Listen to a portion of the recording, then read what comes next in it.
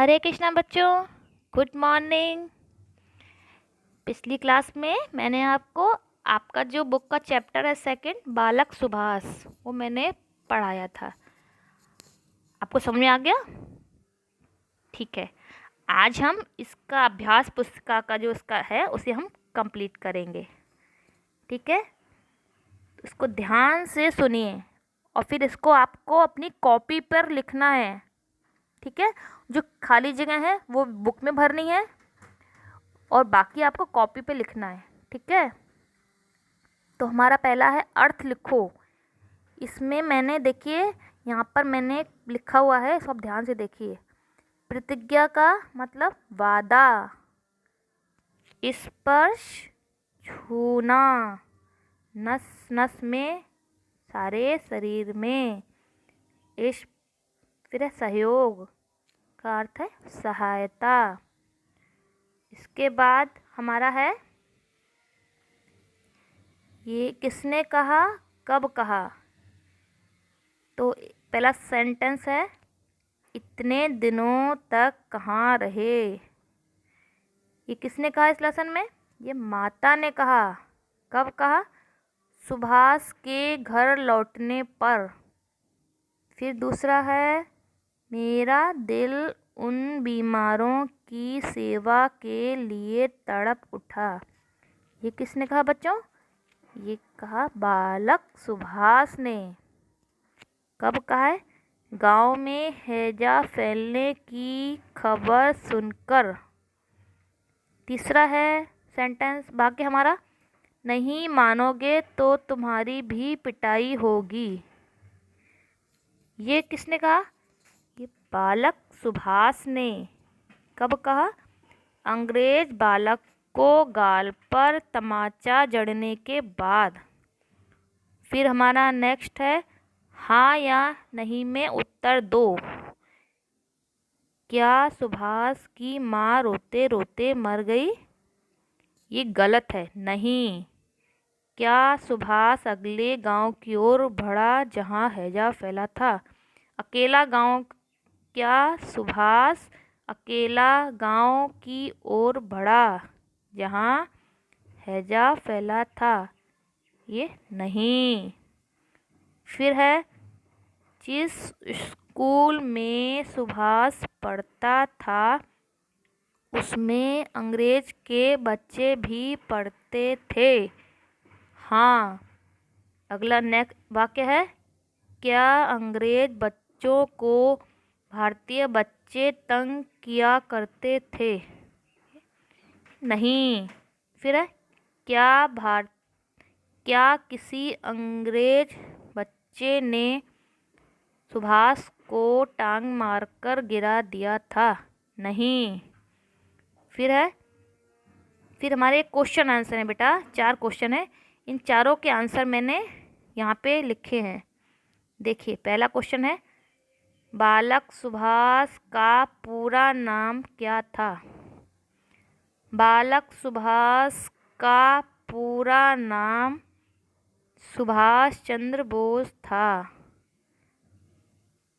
दूसरा क्वेश्चन है पास के गांव में हैजा फैलने की खबर सुनकर सुभाष क्या सोचने लगा?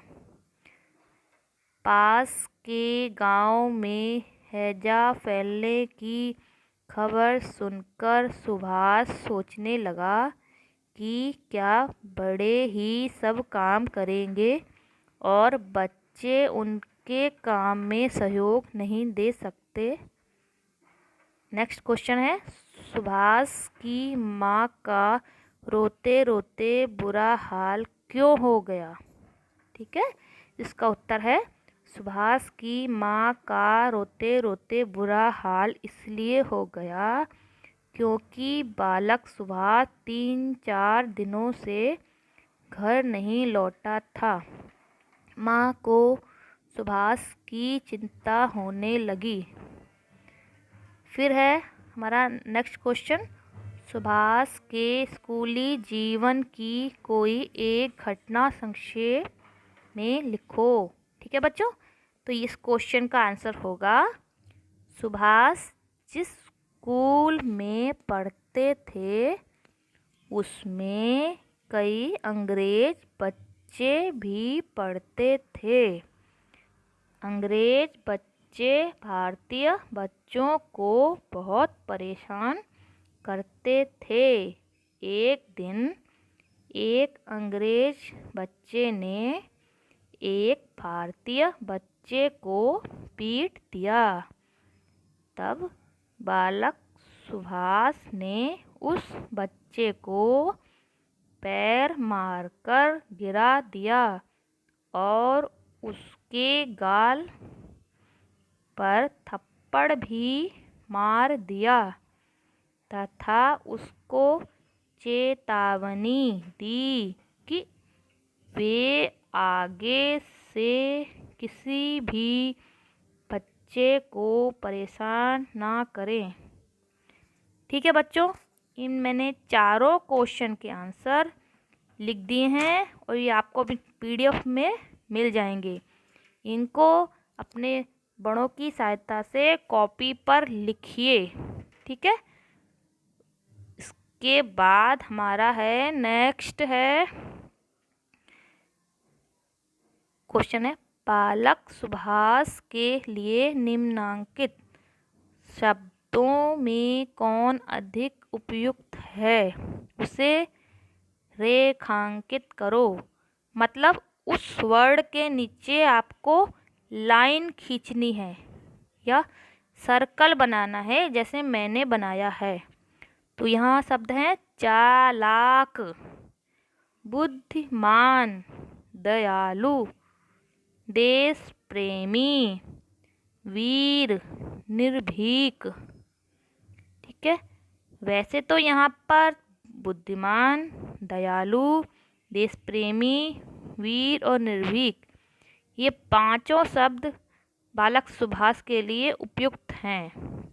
एक शब्द चालाक ये बालक सुभाष के लिए उपयुक्त नहीं है, लेकिन इन्होंने एक ही शब्द पूछा है, तो सबसे उपयुक्त शब्द है देश प्रेमी।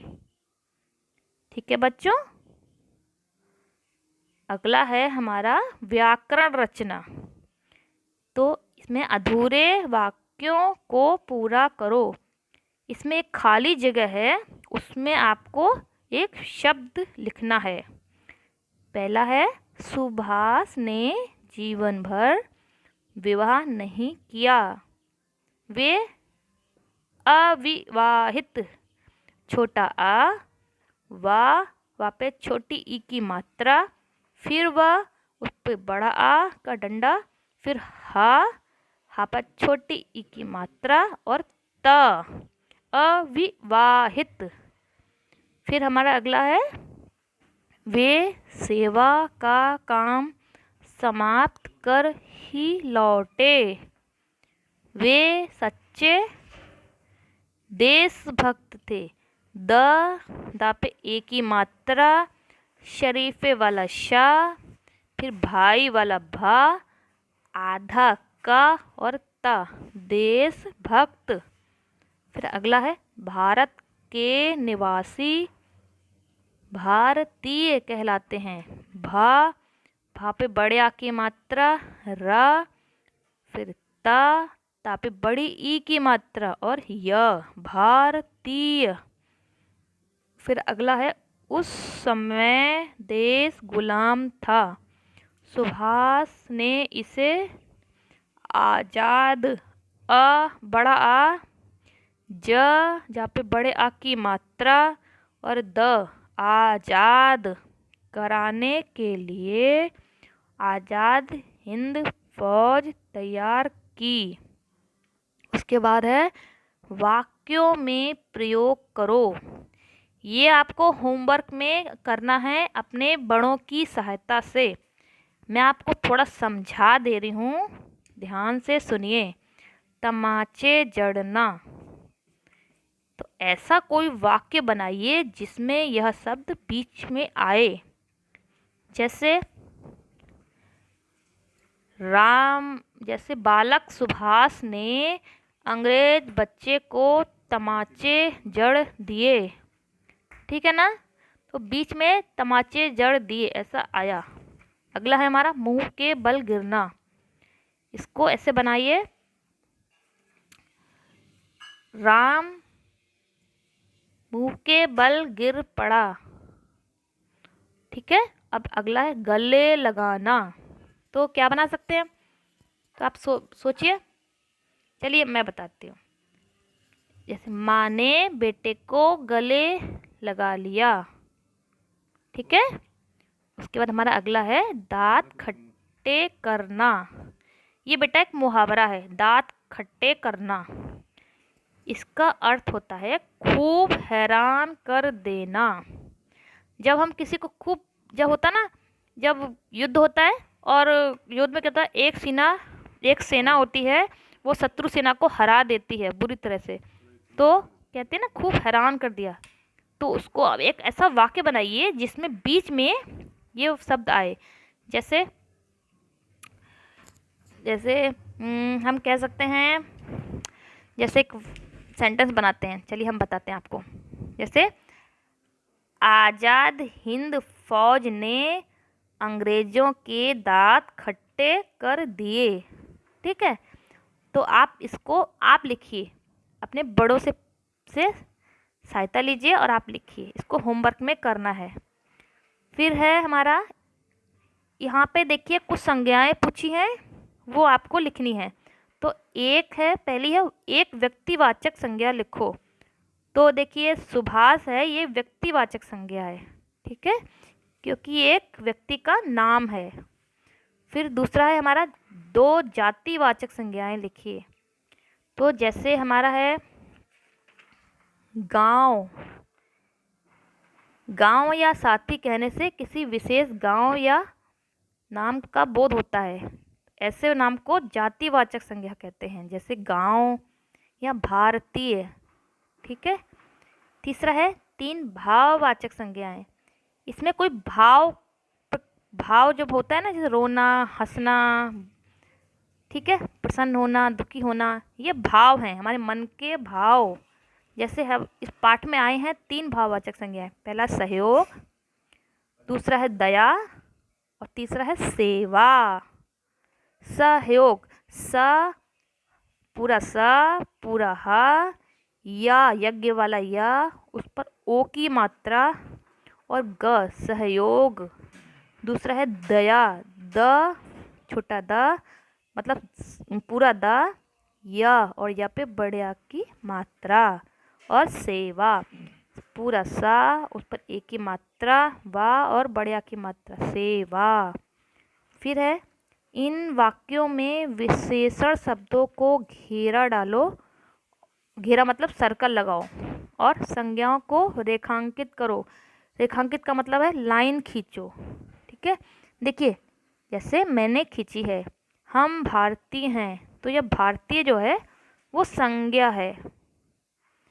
भारतीय बच्चे साहसी होते हैं, तो साहसी विशेषण है। वह अंग्रेज है, अंग्रेज संज्ञा है। अंग्रेज बच्चे अब कम मिलते हैं, तो कम विशेषण है।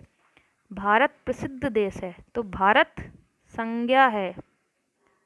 और भारत की प्रसिद्धि फैल चुकी, तो प्रसिद्धि क्या है, ये विशेषण है। ठीक है। और भारत प्रसिद्ध देश है, तो प्रसिद्ध भी विशेषण है। उसके बाद देखिए 4 क्वेश्चन हैं आपकी अभ्यास पुस्तिका में। हैजा एक बीमारी है, इस बीमारी में क्या होता है, उसके होने का कारण क्या है, इन बातों का पता लगाओ और लिखो। इन चारों क्वेश्चनों को, 3 क्वेश्चन है, इनको आप अपने बड़ों से पूछकर तीन लाइनें इस पर लिखिए। ठीक है। और आपको नहीं आएगा तो मुझसे पूछिए, तब मैं आपको बताऊंगी। दूसरा क्वेश्चन है रोगियों की सेवा के लिए एक विशेष शब्द है शुश्रूषा। मान लो घर में तुम्हारी माँ बीमार पड़ गई, तुम उनकी शुश्रूषा किस प्रकार करोगे। शुश्रूषा का मतलब होता है बेटा सेवा करना। ठीक है। बीमारों की सेवा करने को शुश्रूषा कहते हैं। तो आप लिखिए। तीसरा है, देश में अनेक नेता हुए किंतु नेताजी के नाम से जो प्रसिद्ध हुए उनमें क्या विशेषताएं थीं, पता लगाकर लिखो। यहाँ पे 3 सेंटेंस आप लिखिए अपने बड़ों से पूछ के, नहीं आएगा तो मैं आपको बताऊंगी। ठीक है बच्चों, और आगे देखिए, ये पढ़िए, निम्नांकित शब्दों में से जातिवाचक संज्ञा को रेखांकित करो। देखिए, यमुना ये व्यक्तिवाचक संज्ञा है, फूल ये जातिवाचक संज्ञा है, नदी ये भी जातिवाचक है, पहाड़ ये भी जातिवाचक है, लेकिन बकरी, बिल्ली, मोहन ये व्यक्तिवाचक संज्ञा है। ठीक है, आगे है श्रुतलेख, सही पढ़ो सही लिखो। इनको आप पढ़िए और अपनी कॉपी पर ही शब्द लिखिए।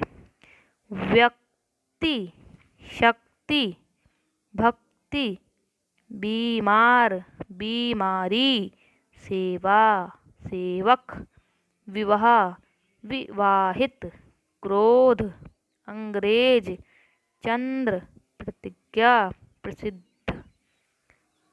ठीक है बच्चों,